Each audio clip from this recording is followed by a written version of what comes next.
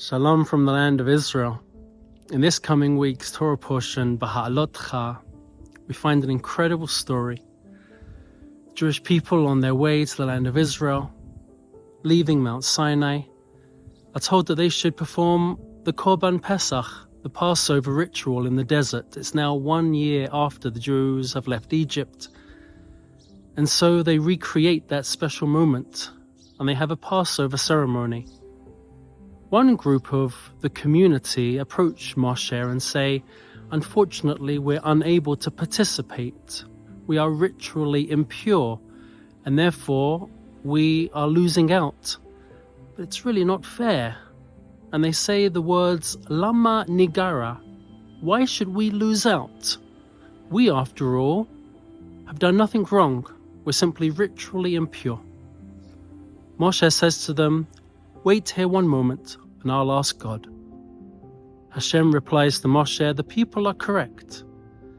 Tell them to purify themselves, and in a month's time, they will be granted the opportunity to perform the Passover ritual in a makeup category we now call Pesach Sheni, a second Passover.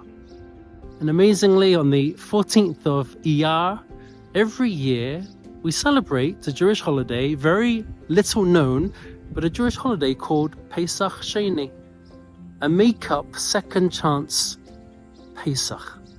What an incredible idea. I want to go a little deeper and ask who these people were and why were they ritually impure?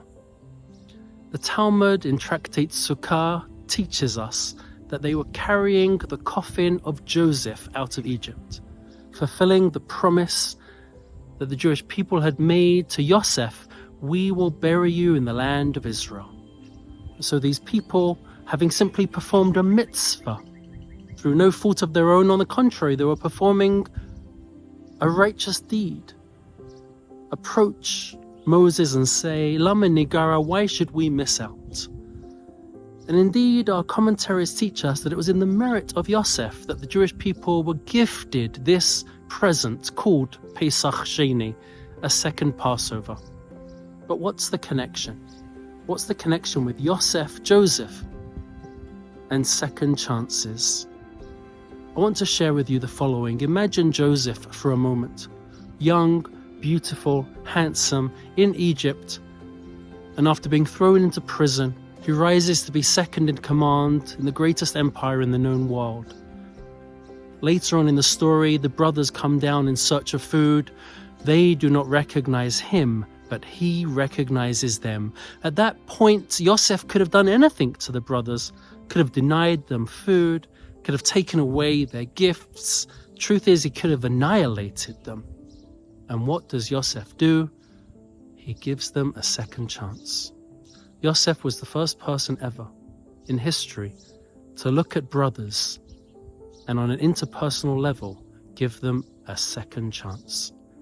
And that's why Yosef is forever associated and affiliated with Pesach Sheni, with the holiday of second chances. Who in your life needs a second chance? Everyone can get one. It's never too late to give somebody a second chance. This week, decide who you could gift a Pesach Sheni to. Second chances are always possible. Shabbat Shalom.